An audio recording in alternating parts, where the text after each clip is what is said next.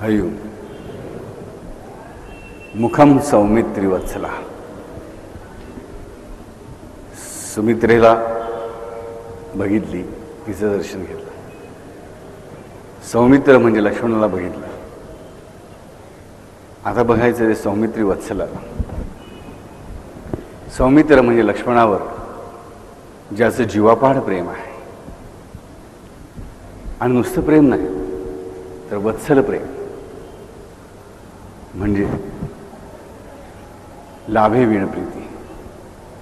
कसलीही अपेक्षा न ठेवता हा राम या लक्ष्मणावर कसल्याही लाभाशिवाय प्रेम करत असतो, आणि ते प्रेम म्हणजे वात्सल्य. म्हणून लक्ष्मणाच्या नावाचा उल्लेखच कसा केला आहे तर सौमित्री, आणि रामाच्या नावाचा उल्लेख केला आहे सौमित्री वत्सला. आणि असा सौमित्री वत्सल राम जो आहे तो माझ्या मुखाचं रक्षण करो, तो माझ्या मुखाचं रक्षण करो. न म्हणण्याची शक्ती, नाही म्हणण्याची शक्ती ही सुमित्रा, तिचा पुत्र म्हणजे तेन त्यक्तेन भुंजितः, हे तत्व, हे ज्ञान, ह्याचं आचरण, यांचा मूर्तिमंत आदर्श म्हणजे लक्ष्मण. आणि अशा ह्या सुमित्रेच्या पुत्रावर निरतिशय जीवापाड प्रेम करणारा हा राम माझ्या मुखाचं रक्षण कर. आम्हाला कायम राम लक्ष्मणाची जोडी दिसते. आणि गेल्या वेळेस बघितलं की याचा उल्लेख कसा द्वौ म्हणून या ठिकाणी दोघांचा होतो. मंदिरामध्ये रामाच्या बाजूला लक्ष्मण आणि सीता आहेतच, परंतु ह्यांच्यामधलं हे जे प्रेम आहे, हे प्रेम म्हणजे नक्की काय? हे प्रेम दोन भावभावांमध्ये तसं बघायचं झालं तर सावत्र भाऊ आहेत. लौकिकदृष्ट्या बघायचं झालं तर दोघेही जरी दशरथाचे पुत्र असले तरी एक कौशल्याचा पुत्र आहे, एक सुमित्रेचा पुत्र आहे. पण सख्ख्या भावांमध्ये जेवढं प्रेम असू शकणार नाही तेवढं प्रेम ह्या दोघांमध्ये आहे. म्हणजे सख्खा सावत्र हा भावच तिकडे नाही आहे. रामाच्या संपूर्ण चरित्रामध्ये अशी ही रामाच्या प्रेमाची स्थानं येतात. जानकी माता, लक्ष्मण, हनुमंत, भरत, शत्रुघ्न, गुहराजा, सुग्रीव, विभीषण, अशी एक एक मंडळी की ज्यांचं रामावर निरतिशय प्रेम होतं आणि ज्यांचा यांच्यावर रामाचं प्रेम होतं. परंतु या प्रत्येक प्रेमाची जातकुळी मात्र वेगळी वेगळी. आणि हा जो लक्ष्मण आहे, या लक्ष्मणावरचं रामाचं प्रेम रामायणामध्ये नानाविध प्रकारे वर्णन करण्यात आलेलं आहे. सगळ्यात महत्त्वाचा प्रसंग आमच्या लक्षात येतो तो म्हणजे की जेव्हा लक्ष्मणावर शक्ती प्रेरित केली जाते युद्धामध्ये, आणि हा लक्ष्मण जो आहे ह्याचे प्राण आता हरतात की काय अशी परिस्थिती येते. युद्ध संपलेलं आहे, कारण संध्याकाळची वेळ झालेली आहे. आणि तेव्हा रामाने केलेला विलाप, तेव्हा रामाच्या मुखातून निघालेले शब्द, हे वर्णन करण्यासाठी तुलसीदास, वाल्मिकी सगळ्यांची प्रज्ञा थकून गेलेली. ह्या रामाच्या मुखामध्ये शब्द काय की हाय हाय, हे घडलंच कसं, का घडलं मी विचारत नाही, पण हे घडलं कसं. लक्ष्मणा, तू मला सोडून राहूच कसा शकतोस, मी तुला सोडून कसा राहू शकतो, राम प्रश्न विचारत नाहीये. तू मला सोडून राहूच कसा शकतोस, नाही, तुला परत यायलाच हवं. जांबुवंत जो आहे तो वयाने वृद्ध आहे, तो रामाची समजूत घालतो की रामा शांत राहा, अरे बघ अजून काहीतरी उपचार असेल. तर रामाच्या सेनेतले वैद्य जे ते म्हणतात, नाही, नाडी पूर्णपणे थांबलेली आहे, हृदयक्रिया पूर्णपणे थांबलेली आहे, आता ह्याला फक्त संजीवनीच वाचवू शकते, दुसरं काही नाही. त्या क्षणाला राम म्हणतो की संजीवनी मिळवण्यासाठी जे काही म्हणून द्यायचं असेल ते द्यायला मी तयार आहे. जे काही म्हणून त्याचा मोबदला म्हणून हवं असेल ती प्रत्येक गोष्ट सर्वच्या सर्व द्यायला मी तयार आहे, परंतु ही संजीवनी आणायला हवी. जांबुवंत विचारतो, रामा, ही संजीवनी आणणार कोण? राम म्हणतो की ह्या क्षणाला माझ्या मनामध्ये ह्या लक्ष्मणाच्या विरहाच्या दुःखाशिवाय दुसरा कुठलाही विचार नाही, कुठलाही विचार माझ्या मनामध्ये येऊ शकत नाही. आणि त्यामुळे हे अस्वल श्रेष्ठा, हे जांबुवंता, माझ्या मनाला कळत नाही की ह्याचा उपाय काय. त्याच क्षणाला जांबुवंत हनुमंताला विनंती करतो आणि हनुमंत म्हणतो की रामाच्या मनामध्ये विचार लक्ष्मणाचा असेल, परंतु माझ्या मनामध्ये विचार रामाचा आहे. आणि त्यामुळे जे रामाला हवं आहे ते माझ्यामध्ये असणारच, ते माझ्या मनामध्ये असणारच. त्यामुळे मी जाऊन ते नक्की आणीन. बघा, हनुमंत कुठे असं म्हणत नाही की मी करतो, नाही. रामाच्या मनात ज्या प्रकारे ह्या क्षणाला फक्त लक्ष्मण व्यापून उरलेला आहे, त्याच प्रकारे माझ्या मनामध्ये सदैव फक्त रामच व्यापून उरलेला असल्यामुळे रामाच्या मनामध्ये जे जे काय उमटायला हवं ते माझ्या मनामध्ये आहेच, ते सगळं आहेच. मग जांबुवंताला भीती वाटते. जांबुवंत म्हणतो, अरे पण रामाचं मन लक्ष्मणाने भरलेलं आहे, लक्ष्मणाविषयीच्या दुःखाने भरलेलं आहे. तसं तुझंही मन जर लक्ष्मणाविषयीच्या दुःखाने भरलेलं असेल तर. तेव्हा हनुमंताने काढलेलं उद्गार खूप सुंदर आहे की रामाचं दुःख हे संपूर्ण रामासकट माझ्या मनामध्ये आहे. आणि कसं तर त्या प्रभू रामचंद्राच्या कृपेने. सुंदरकांडामध्ये एक वाक्य खूप येतं, सो सब तव प्रताप रघुराई नाथ न कछु मोरी प्रभुताई. हनुमंताचं जेव्हा कौतुक राम करतो त्या हनुमंत म्हणतो की सो सब तव प्रताप रघुराई. अरे माझी काय स्तुती करतोस रामा? सो सब तव प्रताप रघुराई, सो सब तव प्रताप रघुराई नाथ न कछु मोरी प्रभुताई. कछु म्हणजे थोडी सुद्धा माझी काहीच प्रभुताई नाही, माझा मोठेपणा काही नाही, सगळी तुझीच प्रभुता आहे, तुझंच ऐश्वर आहे. तर त्याच हेतूने परत हनुमंत इथे सांगतो की जांबुवंत, ह्या रामाच्याच कृपेने अख्खाच्या अख्खा राम माझ्या मनामध्ये आहे. आणि राम हा रामाच्या मनापेक्षा मोठा आहे. राम हा रामाच्या मनापेक्षा मोठा आहे. राम हा रामाच्या दुःखापेक्षा मोठा आहे. आणि म्हणूनच रामाच्या दुःखापेक्षा मोठा असणारा रामच माझ्या मनामध्ये हा संकल्प घडवून आणेल की मला काय करायचं आहे. आणि मग हनुमंत उड्डाण करतो, संजीवनी घेऊन येतो, सुषेण वैद्याला घेऊन येतो, मग संजीवनी घेऊन येतो, सगळं कार्य तो करतो. आणि ज्या क्षणाला हा हनुमंत उड्डाण करतो संजीवनी आणण्यासाठी, त्या क्षणापासून राम पूर्णपणे स्तब्धपणे फक्त लक्ष्मणाकडे बघत बसलेला आहे. आणि त्या क्षणात त्याचे निघालेले उद्गार इतके सुंदर आहे की खरंच जगातला सर्वश्रेष्ठ कारुण्य करुणावस्था त्या क्षणाला आहे की राम प्रश्न विचारतो की माझे 2 प्राण, माझा वामप्राण असणारी जानकी माझ्यापासून दूर आहे. ती मिळवण्यासाठी ज्या माझ्या मी दक्षिण प्राणाला घेऊन लढाई करायला निघालो, तो माझा दक्षिण प्राण पण नाहीसा झाला. म्हणजे आज मी खरा प्राणही न झालो. हा राम आज कुठल्याही प्राणाशिवाय, चैतन्याशिवाय उरलेला आहे. तो फक्त एक चर्माचा सांगाडा, बाकी दुसरं काही नाही. असे विचार करत राम लक्ष्मणाच्या मुखाकडे फक्त बघत बसलेला आहे. आणि मग अजून हनुमंत काय येत नाही, अजून हनुमंत काय येत नाही, असं प्रत्येक क्षणाला राम विचारत राहा. प्रत्येक क्षणाला हा परमात्मा जेव्हा प्रेम करतो तेव्हा किती झोकून देऊन प्रेम करतो याचा विचार करा. पेशन्स सांगतो सबुरी, ही सबुरी रामाकडे नाही आहे. जो सबुरीचा म्हणजे धैर्याचा दाता आहे त्याने धैर्य पूर्णपणे सोडलेलं आहे. पण हे सोडले सुद्धा किती श्रेष्ठपणे की प्रेम करायचं तर कसं करायचं ह्याचं प्रात्यक्षिकच त्याने सगळ्या जगाला दाखवून दिलं की प्रत्येक क्षणाला राम हाच विचार करतोय आणि हाच प्रश्न करतोय की अजून हनुमंत आला नाही. ज्या क्षणाला हनुमंताने उड्डाण केलं त्या क्षणापासून पुढच्या क्षणाला राम विचारतोय की अजून हनुमंत आला नाही. प्रेम किती करावं आणि कसं करावं ह्याचे सुंदर उदाहरण आहे. असा बराच वेळ निघून जातो आणि मला इकडे काही कारणाने उशीर होतो. ती कथा खूप मोठी आहे. आणि शेवटी राम असा निश्चय करतो की जर हनुमंत येणार नसेल, जर हनुमंताला संजीवनी मिळणार नसेल, तर ह्या क्षणाला सगळं संपलेलं आहे. जांबुवंत म्हणतो राम राजा, तू असं काय म्हणतोस?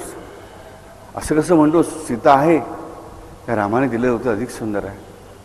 की लक्षात ठेव, जर सीता आहे तर राम आहे, राम आहे तर लक्ष्मण आहे, लक्ष्मण आहे तर राम आहे, राम आहे तर सीता आहे.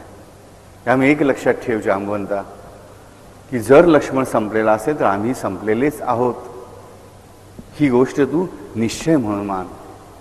हाच माझ्या मतीचा निश्चय आहे, हे स्पष्ट शब्दामध्ये राम सांगतो. आणि तेवढ्यात वायूचा प्रचंड मोठा झोका येताना दिसतो. त्यावर ते ओळखतात की हा हनुमंत येतोय. आणि मग त्या हनुमंताला येताना बघताच सगळेजण आनंद करतात. राम मात्र, रामाचं दुःख अधिक वाढतं. सगळ्यांना आश्चर्य वाटतं की आम्ही सगळे आनंदित झालो की हनुमंत आला.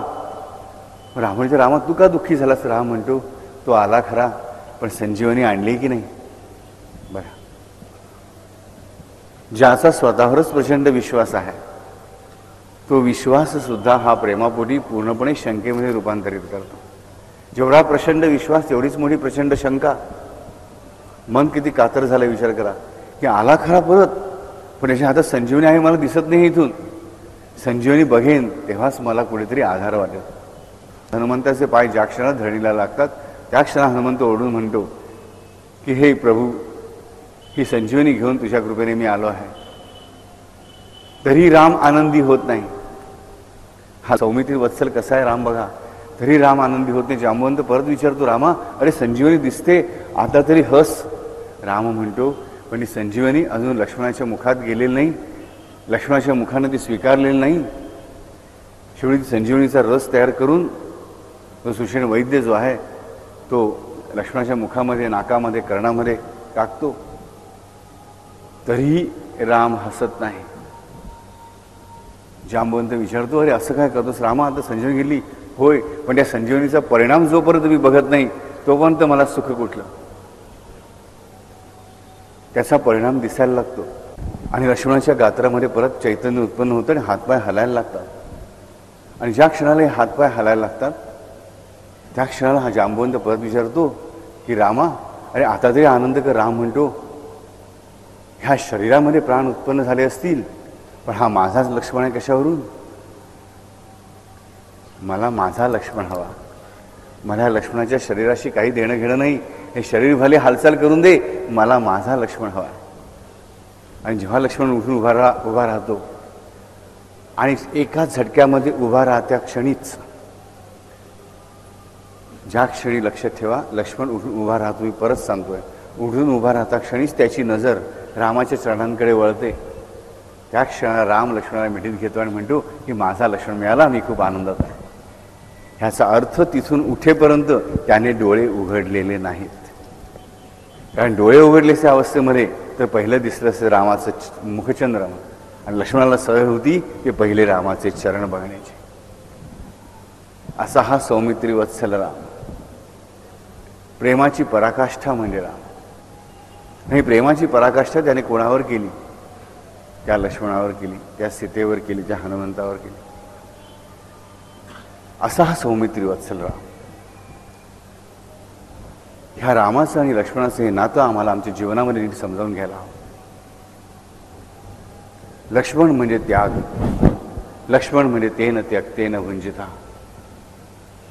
आम्ही गेल्यास बघितलं श्वासोच्छ्वासाच्या उदाहरणाने, जलपान आणि मूत्रविसर्जनाच्या उदाहरणाने, अन्नपान आणि मलविसर्जनाच्या उदाहरणाने. ह्या त्याग आमच्या जीवनामध्ये लहानपणापासून जन्मतःच मुरलेला आहे. पण तो त्याग जोपर्यंत आम्ही धारण करत नाही तोपर्यंत आमच्या आयुष्यामध्ये प्रॉब्लेम असतो. आमची आनंद करण्याची वृत्ती जेव्हा ह्या लक्ष्मणाची मर्यादा ओलांडून बाहेर जाते ना, तेव्हाच ती रावणाच्या ताब्यात सापडते, हे लक्षात ठेवा. आमची सुख मिळवण्याची प्रवृत्ती ही सीतेची छाया आहे. रावणाने जी पळून नेली ती सीतेची छाया असं आम्ही मानतो. ह्याचा सांकेतिक अर्थ मिळेल, पळून नेली ती सीताच होती. पण आल्हादिनी सीता, आल्हादिनी राधा हिची मानवाकडे असणारी जी प्रवृत्ती म्हणजे सुख मिळवण्याची वृत्ती, आणि खरी राधा आणि खरी सीता म्हणजे आनंदिनी शक्ती, लादिनी शक्ती, म्हणजे आनंद करण्याची शक्ती. आम्ही त्या आनंद करण्याच्या शक्तीची फक्त छाया स्वीकारतो, म्हणजे सुख मिळवण्याची शक्ती स्वीकारतो. आणि आमची सुख मिळवण्याची शक्ती, सुख मिळवण्याची प्रवृत्ती जेव्हा त्यागाच्या परिघातून त्यागाची रेषा ओलांडते, म्हणजे लक्ष्मण रेषा ओलांडते, तेव्हाच तिला रावण पळवून नेऊ शकतो, हे आम्हाला कळलं पाहिजे. सीताहरण होतं कसं, आमच्या जीवनात त्या आनंदाचं हरण होतं कसं हे आम्हाला कळलं पाहिजे. हे आमच्या आनंदाचं हरणच म्हणजे कसं होतं की जेव्हा लक्ष्मण रेषा ही सीता क्रॉस करते, तेव्हा कपटाला भुलून, त्याच्या अगोदर मोहाला भुलून, जे असूच शकत नाही त्याचा मोह सीतेला पडतो, म्हणजे माझ्या सुखोपभोगी वृत्तीला तो मोह पडतो. खरी ती आनंद करण्याची वृत्ती आहे परमेश्वराची शक्ती म्हणून, पण मानवाची शक्ती म्हणून ती सुखोपभोग मिळवण्याची शक्ती आहे. ही माझी सुखोपभोग मिळवण्याची वृत्ती जी आहे ती जेव्हा कांचन मृगाची इच्छा धारण करते, ती जो मृग अस्तित्वात असूच शकत नाही, म्हणजे माझ्या शक्तीच्या बाहेरचा आहे, किंवा जे चांगल्या मार्गाने मला मिळू शकत नाही असं आहे, म्हणजे मायावी आहे, ते मिळवण्याचं जेव्हा माझं मन हट्ट धरतं, जेव्हा मी हट्ट धरतो, तेव्हाच काय होतं, तेव्हाच राम आणि सीता यांच्यामध्ये ताटातूट होते. त्यानंतर मरीच येतो. मरीच म्हणेच तो मायावी मृग, त्याच्या मागे राम धावतो आणि मग तो मरीच येतो, तो मरीच ओरडतो लक्ष्मणा धाव म्हणून.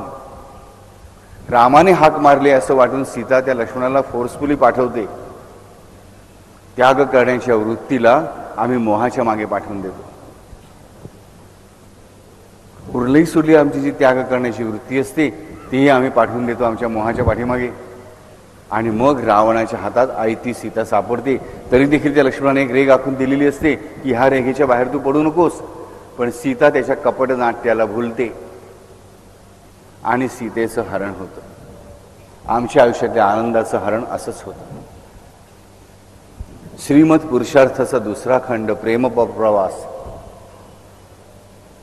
म्हणजे हाच प्रवास. सीतेचं हरण कसं होतं, राम वनवासाला का जातो, आमच्या आयुष्यातला राम वनवासाला का जातो, आमच्या आयुष्यातलं सीतेचं हरण का होतं, आणि मग ह्या सीतेची परत प्राप्ती मिळून रामराज्य कसं स्थापन करायचं, ह्या सर्वाचं विवेचन म्हणजे प्रेमप्रवास. आमचा दुसरा खंड आम्हाला शिकवणार आहे की आम्ही आमच्या जीवनात वागायचं कसं, प्रात्यक्षिक. त्यामुळे सत्यप्रवेश हा खंड पारायणासाठी पण आहे, वाचनासाठी पण आहे, मननासाठी पण आहे आणि अभ्यासासाठी पण आहे. मात्र प्रेमप्रवास हा खंड हा पारायण करण्यासाठी नाही.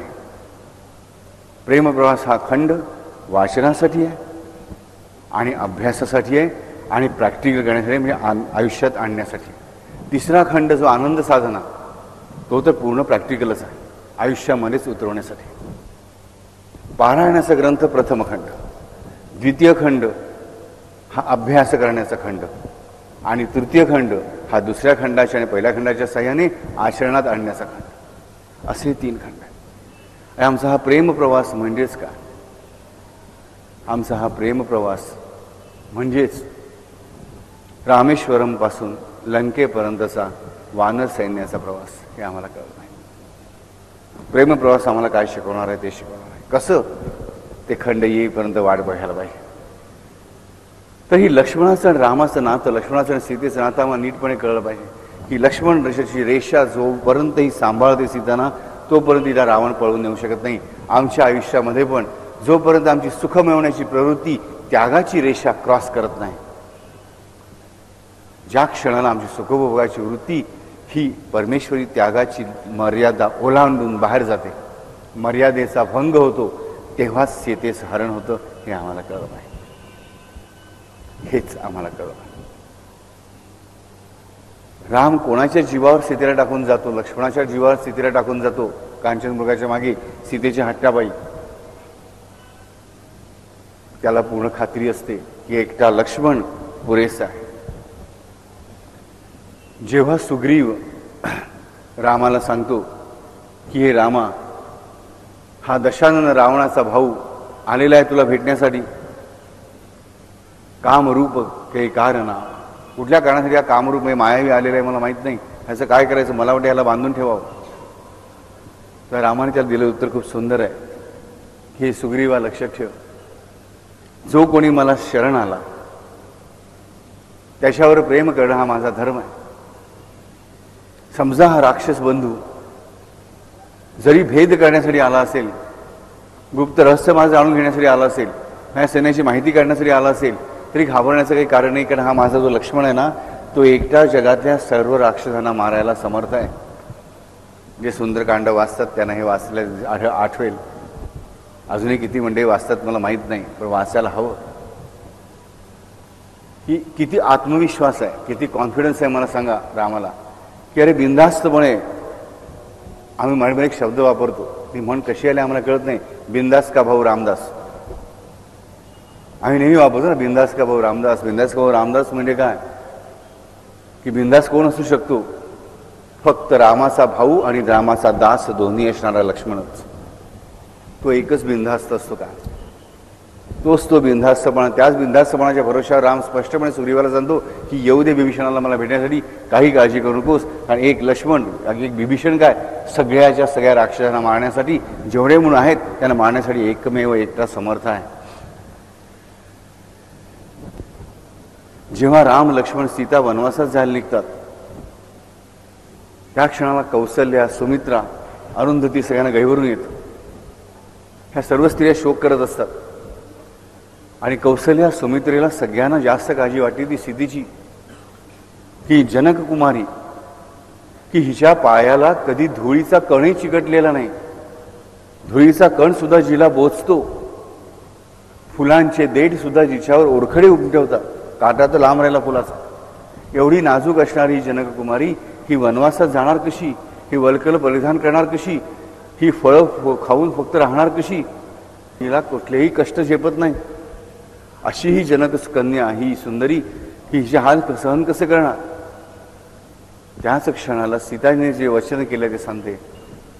सीता सांगते की रामाचा सहवास एका बाजूला माझा पती आणि दुसऱ्या बाजूला माझा पुत्र, माझा बाप आणि माझा बंधू, ह्या तीनही नात्याने असणारा लक्ष्मण असल्यानंतर माझं पूर्ण कुटुंब माझ्याबरोबर आहे. मला भीती ती कसली. किती सुंदरपणे सीता वर्णन करते बघा. ती त्याला दीर म्हणतच नाही, ती म्हणते की हा माझा पुत्र आहे, हा माझा बंधू आहे आणि हा माझा पिता आहे. ह्या तीनही नात्यानं तो जो माझा आहे तो माझ्यावर असताना मला काळजी ती कसली. आणि परत मी माझ्या पतीबरोबर आहेच. म्हणजे ज्या म्हणून माझी काळजी घ्यायला पाहिजे त्या सर्व प्रकारची काळजी घ्यायला हा भ्राता लक्ष्मण सर्वसमर्थ आहे.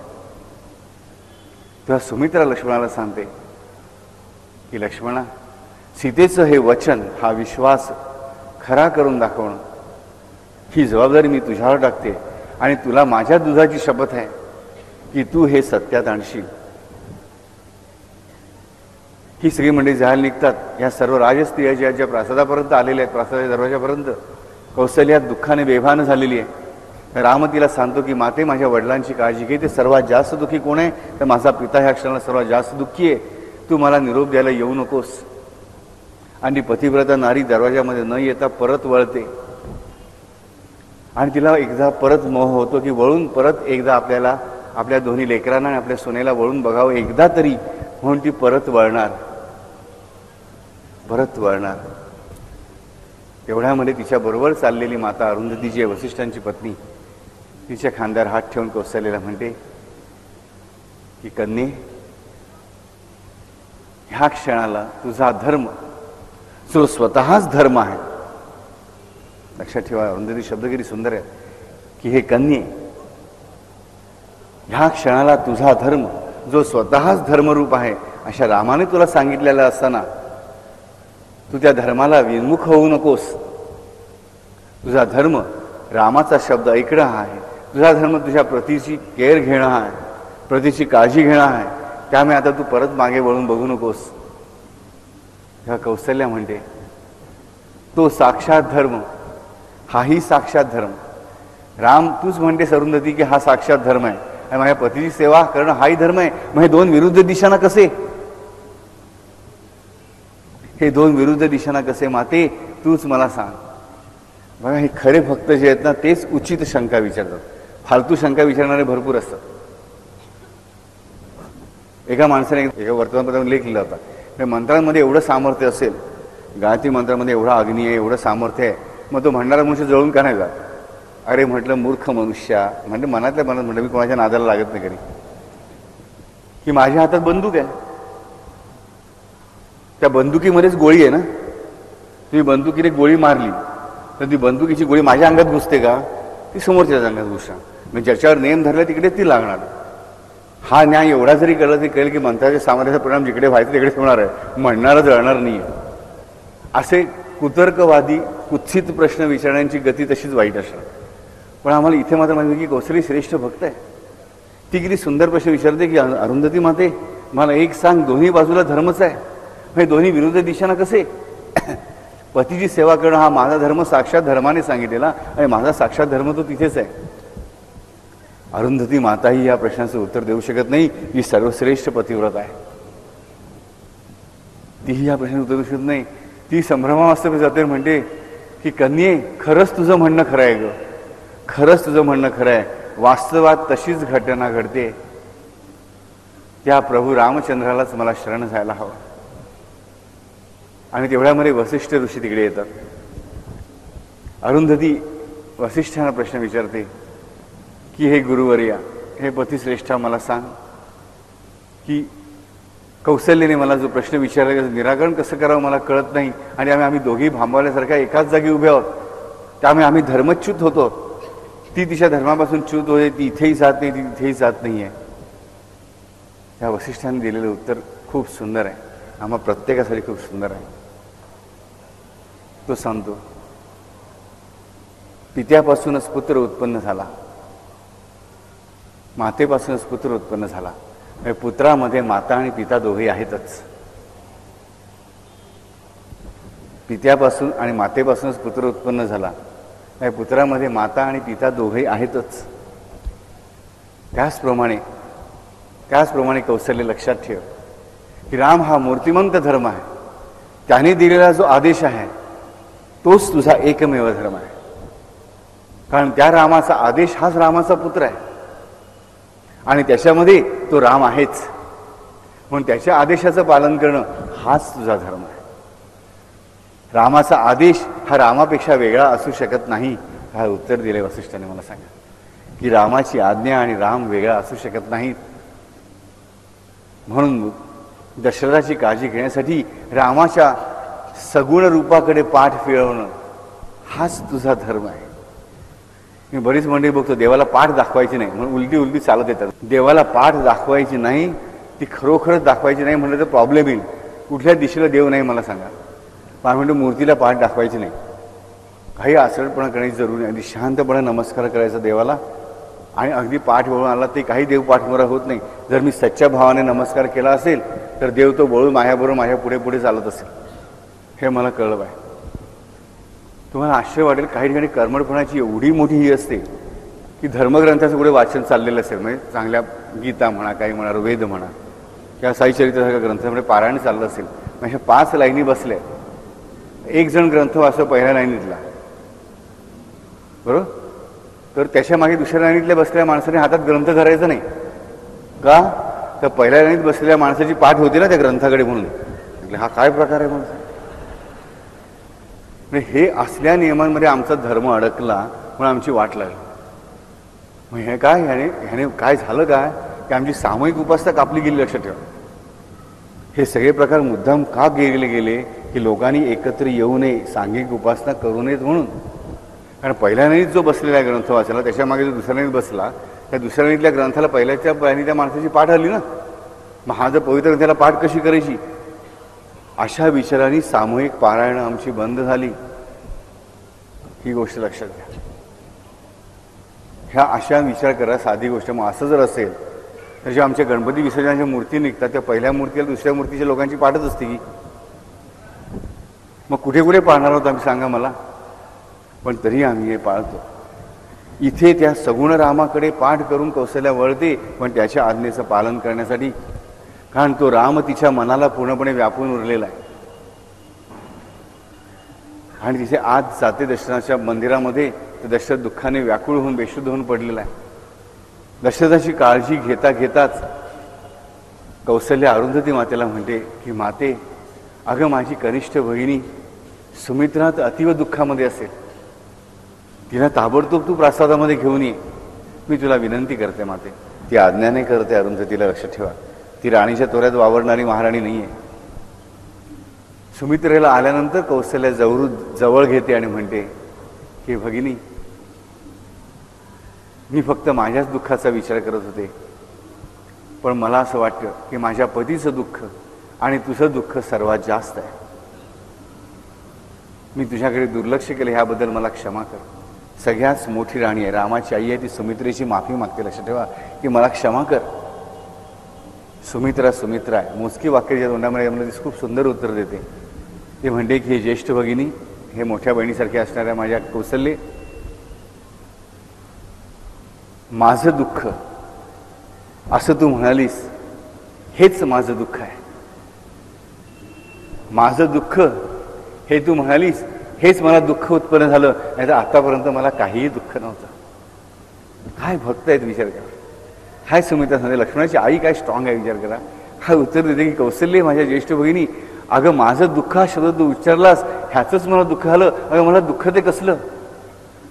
माझा लाडका पुत्र, माझा जीवप्राण असणाऱ्या रामाचे, त्याचाही जीवप्राण असणाऱ्या रामाच्यासाठी रामाच्या बरोबर गेलेला आहे. तो त्याच्या प्राणाबरोबर आहे. तो रामाशिवाय असता तर तो प्राणविहीन आहे.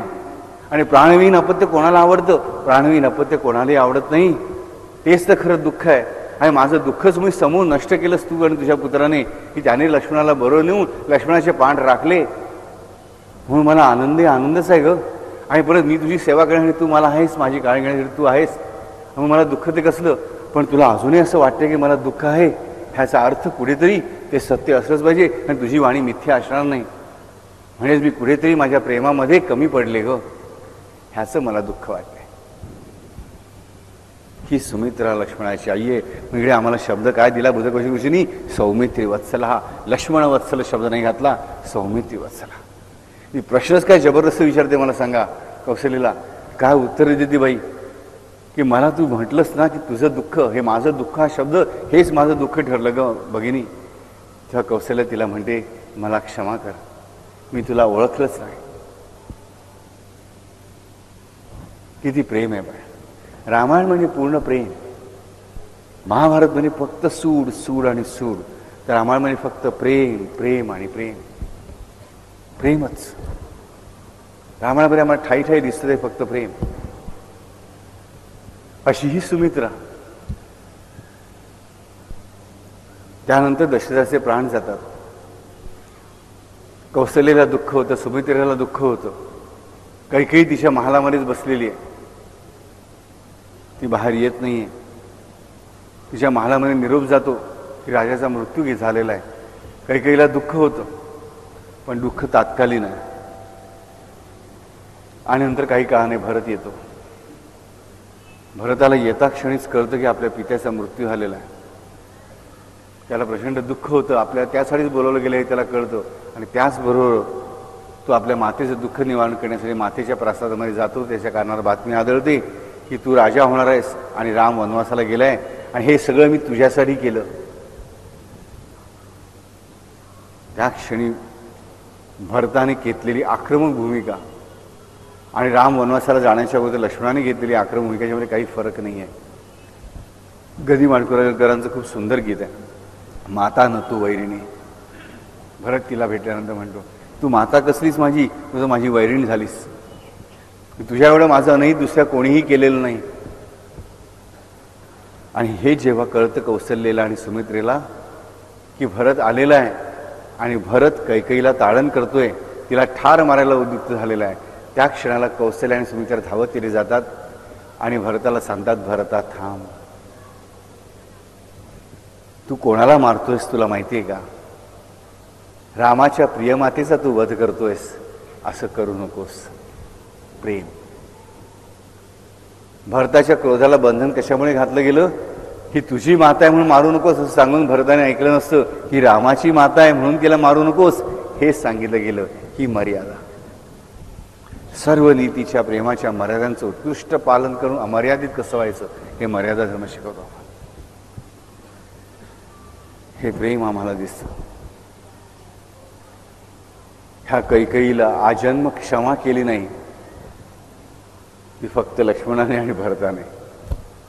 कधीही क्षमा केली नाही भरताने. लक्ष्मणाने तरी ज्या क्षणाला ती शरण आली त्या क्षणाला लक्ष्मणाने क्षमा केली, पण भरताने मात्र आजन्म कधीही तिला क्षमा केलं नाही. कैकेयीच्या शेवटच्या क्षणापर्यंत भरताने परत कधीही तिला आपला चेहरा दाखवला नाही, की तिचा चेहरा बघितला नाही, की तिच्या चरणांना वंदन केलं नाही. हे प्रेम, रामावर प्रेम आम्ही कसं करायचं आम्ही ह्या मंडळींकडून शिकू शकतो. असे हे लक्ष्मण, असे हे भरत. तर ही सुमित्रा, ही माता आम्ही बघतो की ती किती श्रेष्ठ आहे. म्हणून हा राम कसा आहे तर सौमित्री वत्सल आहे. सौमित्रावर म्हणजे लक्ष्मणावर प्रेम करणार आहे. लक्ष्मणावर अतिशय प्रेम करणारा हा राम, हा सौमित्री वत्सल आमच्या मुखाचं रक्षण करतो. आता गोष्ट पुढे आमच्या मनापासून उत्पन्न राहते. बाबू आम्हाला हे सगळं समजलं की राम सौमित्री वत्सल कसा हेही आम्हाला समजलं, परंतु आम्हाला हे समजत नाही की तुम्ही आम्हाला जे न त्यक्तेना भुंजिता समजावून सांगितलं त्याचा आणि या रामाचा प्रेमाचा संबंध काय. कारण त्याग हीच रामाची सर्वात आवडती गोष्ट आहे. त्याग हीच रामाची सर्वात आवडती गोष्ट आहे. अनुचिताचा त्याग आणि जे मला अशासाठी आवश्यक आहे त्याचाही त्याग करण्याची तयारी. नुसता अनुचिताचा त्याग नाही, तर अनुचिता त्याग तर आवश्यक आहे ही पहिली बारी, पण त्याच्याबरोबर उचिताचा त्याग नाही करायचा आहे, तर जे मला हवंसं वाटतंय त्याचा पण त्याग करायचा आहे. ह्या दोन्ही त्याग करण्याच्या प्रवृत्तीच रामाला सर्वात प्रिय आहेत. गीतेमध्ये सुद्धा कृष्ण भगवंत आम्हाला तेच सांगतो की फल पत्र फुल तोय पाणी काही म्हणून तुम्ही जे मला म्हणून द्याल, मनापासून द्याल, ते मी अत्यंत प्रेमाने स्वीकारतो. मनापासून द्यायला म्हणजे का, बघा साधी गोष्ट आहे. आम्ही कोणाचं तरी लग्न असतं, एक बाई आहे तिच्या नंडेचं मुलीचं लग्न असतं, नंडेला ती चांगल्यापैकी साडी घेते, त्यामुळे मनात जरा कमी घ्यायची असते, पण नवरा डोक्यावर बसतो माझ्या बहिणीला चांगली घे म्हणून जरा ती चांगली घेते. वरती म्हणते काय बहिणीचा तुमचा रंग आहे तिला शोभून नाही दिसणार, पण जी साडी घ्यायची ती घेते. आणि ज्या क्षणी ती साडी तिला दिली जाते, बघा एवढी तुमच्या बहिणीला साडी घेतली पण नेसली का, नंतर ती बाई दुसऱ्या कोणाची सुना तिने तिच्या सुनेला साडी दिली, काय मी तिला दिली आणि तिने दुसऱ्याला दिली. आपण पुरुषी तेच करतो. ऑफिसमधल्या मित्राला एक गिफ्ट देतो, ते गिफ्ट त्याने दुसऱ्याला दिलं की आम्हाला राग येतो, रे मी दिलं गिफ्ट त्याने त्याला दिलं नाही. माझी वृत्ती कशी पाहिजे, मी कोणाला काही दिलं की ते त्याचं झालं, त्याच्यावर माझा अधिकार काही नाही. मग त्याने ती वस्तू स्वतः वापरावी, विकावी की इतरांना द्यावी, त्याच्याशी माझा संबंध नाही. ही वृत्ती आमच्याकडे असावी लागते. पण ती साध्या गोष्टीमध्ये पण नसते. परमेश्वराला देताना पण ती आमची वृत्ती नसते.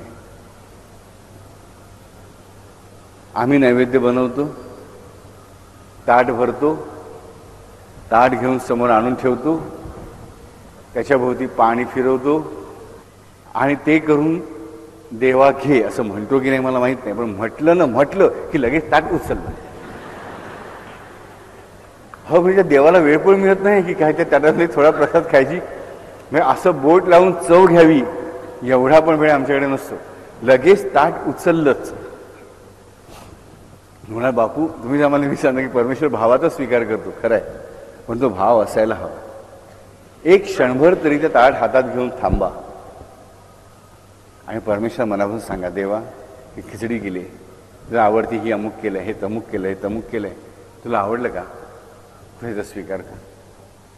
आणि त्या नैवेद्याचं ताट जो कोणी जेवतो किंवा जो नैवेद्य आम्हाला पानात वाटला जातो त्या विचार करायचा आहे की तो घास घेताना ती माझ्या मनात हाच विचार पाहिजे की हा घास मी माझ्या भगवंतासाठी घेतो. कमीत कमी सगळ्या जेवणात जरी मला नाही म्हणता आलं प्रत्येक घासात, त्या घासापुरतं मला म्हणता आलं पाहिजे की हा घास मी माझ्या भगवंतासाठी घेतोय. तिकडे नेमकं आम्ही उलटं म्हणतो. कोणी नैवेद्य आणून ठेवला, देवासमोर नैवेद्य दाखवला, तो आम्हाला प्रसाद म्हणून दिला की आम्ही म्हणतो तो माझ्यासाठी म्हणून प्रसाद ग्रहण करतो. चुकला. अरे राजानं तो देवाला दाखवलेली गोष्ट आहे ना, मग तो खाताना ते म्हणा की हा घास मी माझ्या देवासाठी खातोय. कधीही प्रसाद ग्रहण करताना हा निश्चय करा. प्रसाद म्हणजे काय, देवाला दाखविलेला नैवेद्य म्हणजे देवाचं अन्न आहे ना, मग तो घास स्वीकारताना असा निश्चय करा की हा घास मी माझ्या देवासाठी खातोय. म्हणजे कमीत कमी ह्या अन्नापासून जी मला शक्ती मिळेल तेवढी तरी मी भगवंतासाठी वापरीन. बघा केवढूसं अगदी छोटंसं काम आहे, पण ही वृत्ती माझ्या मनामध्ये असली पाहिजे की जो मी प्रसाद ग्रहण करतो, प्रसाद म्हणजे नक्की काय मला कळलं पाहिजे. प्रसाद हा मी खरा ॲक्च्युली देवाला दाखवलेला नैवेद्य आहे, ते देवाचं अन्न आहे. म्हणून तो प्रसाद जेव्हा मी ग्रहण करतो त्या माझ्या मनामध्ये हीच भावना केली पाहिजे की मी हा घास माझ्या देवासाठी खातोय. ह्या घासातून निर्माण होणारी शक्ती ही माझ्या देवाच्या कार्यामध्येच, देवाच्या भजन पूजनामध्ये, देवाच्या सेवेमध्येच खर्च करायला हवी, कमीत कमी तेवढी तरी. पण हा भाव आमच्याकडे असतो का? तेवढा त्याग माझ्याकडे असतो का? नाही. तो प्रसाद पण मला खायचा असतो. हा जो मी आहे ना, तोच आमचा घात करतो. हा जो मी आहे त्याला खायचा असतो, तो पण त्याला देवासाठी खायचा नसतो, स्वतःसाठी खायचा असतो, माझं भलं व्हावं म्हणून. म्हणजे चोरीच झाली ना. देवाचं अन्न चोरलं की नाही सांगा मला? सगळ्यात मोठी चोरी. पण ती आम्ही राजरोसपणे करतो, खूप राजरोसपणे आम्ही चोरी करतो. आणि म्हणून मी नेहमी सांगतो की तुम्हाला कोणी प्रसाद दिला की तो प्रसाद देणाऱ्याला नमस्कार करा. अगदी पाय पकडा असे काही मी म्हणत नाही, पण मनापासून त्याला नमस्कार करा. का? कारण तो देवाचं अन्न तुम्हाला देतोय. माझ्यासाठी त्या क्षणापुरता तो देवदूत आहे हे मला कळलं पाहिजे. वारकरी पंथामध्ये पहिल्यापासून ती समज आहे. जो कोणी पंढरीला जाऊन आला, मग 2 वर्षाचा मुलगा असेल ना, ते म्हातारी मंडळी पण त्याचे पाय पकडतात. का? तो माझ्या देवाला भेटून आला, तो देवाचा दूत आहे म्हणून. त्याच्या हातातून मला प्रसाद आणि बुक्का लावला जाणार आहे म्हणून. हे लक्षात घ्या. बऱ्याच मंडळींना प्रश्न पडतो की बापू आम्हाला मंडळी नमस्कार करतात, आमच्यापेक्षा लहान मुलगे म्हणा, पुतण्या म्हणा, सून म्हणा, कोण असेल ते. काही मंडळींना नमस्कार करून घ्यायलाच आवडतं, ती गोष्ट सोडून द्या. म्हणजे नसतील तरी पाय पुढे करून बसतात की या आणि नमस्कार करा. बरोबर? मग बाबू अशा आम्ही काय करायचं? ज्यांना मुद्दाम नमस्काराला बसतं त्यांची गोष्ट होईल, पण ज्याला नमस्कार नको असतो त्याने मनापासून एकच गोष्ट म्हणायची मनामध्ये, इदम रामाय किंवा इदम गुरुदत्तस्य इदम न मम. किंवा नुसतं इदम न मम म्हटलं तरी पुरेसं आहे. हे माझं नाही, हा नमस्कार मला नाही. किंवा नुसतं असं म्हटलं की इदम गुरुदत्तस्य, प्रॉब्लेम सुटला. की जो नमस्कार आहे तो तुमच्या म्हणून थेट आर पार तुम्हाला त्रास नाही तर गुरुदत्ताला पोहोचला. हे आम्हाला पहिल्यांदा कळलं आहे. कारण लक्षात ठेवा, 2 गोष्टी आयुष्यात खूप महत्त्वाच्या आहेत, जी लक्ष्मणाच्या गोष्टीवरून आपण शिकलो. की लक्ष्मण प्राणहीन झाला होता, परत प्राणावर आल्यानंतर त्याने रामाचे पाय दिसत नाही तोपर्यंत डोळे उघडले नाहीत. माझा नमस्कार असा असला पाहिजे, सदैव असला पाहिजे. पण डिस्टेंटली माझा नमस्कार चुकीच्या ठिकाणी कधीही नसला पाहिजे. लक्ष्मणासाठी तर रामाचं मुख बघणं पहिल्यांदा ही पण चूक होती, ती तर कधीच चूक असू शकत नाही. तर लक्ष्मणाची गोष्ट वेगळी. पण आम्हाला कळलं पाहिजे आम्ही चुकीच्या व्यक्तीला नमस्कार करून आमच्यासाठी पाप ओढून घेतो. आणि जेव्हा तुम्ही दुसऱ्यांकडून नमस्कार करून घेता राहायला लक्षात ठेवा, तेव्हा पण तुम्ही तुमच्या शक्तीचा ऱ्हास करून घेत असता, हे तुम्हाला कळलं पाहिजे. म्हणून फक्त स्वतःच्या मुलानातवंडांनी नमस्कार केलेला असतो, तो आई वडील प्रेमाने स्वीकारतात. बाकीच्यांचा नमस्कार कोणाला नकोसा असतो. साईनाथांच्या संपूर्ण चरित्रामध्ये साईनाथांच्या जवळच्या सगळ्या भक्तांना कोणी ना कोणी पाय पकडायला बघायचे सगळे. साईनाथांनी ज्यांना आज्ञा दिली होती की नमस्कार स्वीकारतो सुद्धा लांबून, अशा फक्त 2च व्यक्ती, एक म्हणजे म्हाळसापती आणि दुसरी म्हणजे बायजाबाई. या 2 व्यक्तींनाच दुरून सुद्धा नमस्कार स्वीकारण्याची ही दिलेली होती, बाकीच्या कोणालाही नव्हती. नमस्कार उगीच चोवीस स्वीकारणं आणि चुकीच्या वेळीस कोणाही नमस्कार करू लागतो. तो अंगात येणारी बाई दिसली की आम्ही पाय पकडतो. ह्या गोष्टी करू नका. चुकीच्या ठिकाणी जेव्हा आम्ही नमस्कार करतो आणि हात जोडतो, तिकडच्या चुकीची व्हायब्रेशन्स आम्ही स्वीकारतो की लक्षात घ्या. कारण नमस्कार ही काय क्रिया आहे? व्हायब्रेशन स्वीकारण्याची क्रिया आहे. नमस्कार म्हणजे दुसरं काही नाही. नमस्कार म्हणजे व्हायब्रेशन स्वीकारण्याची गोष्ट. तुम्ही चुकीच्या गोष्टीला नमस्कार करता, त्याची चुकीची व्हायब्रेशन तुमच्यामध्ये शिरतातच. मला नेहमी सांगितलं जातं की बाबांनो, चुकीच्या माणसाला, वाईट माणसाला कधीही कुठल्या कारणाने नमस्कार करू नका. आणि करण्याची बळजबरी आलीच तेव्हा नाईलाज मला करावं लागतो, ते करताना म्हणायचं की बाबा मी माझ्या देवाला नमस्कार करतोय, माझ्या साईनाथाला नमस्कार करतोय, माझ्या रामाला नमस्कार करतोय, माझ्या गुरुदत्ताला नमस्कार करतोय. नमस्कार करणं आणि करून घेण्या दोन्ही बाबतीमध्ये आम्हाला खूप सावध राहावं लागतं. कोणी नमस्कार केला ते म्हणायचं की इदम गुरुदत्तस्य किंवा इदम गुरुदत्ताय, कुठलं जे काही प्रकारे तुम्हाला म्हणायचं, इदम गुरुदत्तस्य इदम न मम. बाकी काही नाही बोलता आलं, ते नुसतं राम शब्द म्हणा किंवा गुरुदत्त शब्द मनात म्हणा. संस्कृत येत नसेल काही बिघडत नाही. ज्या क्षणाच्या कोणी नमस्कार करतं त्या क्षणा मनामध्ये म्हणायचं हा गुरुदत्ताला असो. संपलं, प्रश्न मिटला. माझं काही देणं नाही, माझं काही घेणं नाही. कारण जिथे साक्षात लक्ष्मण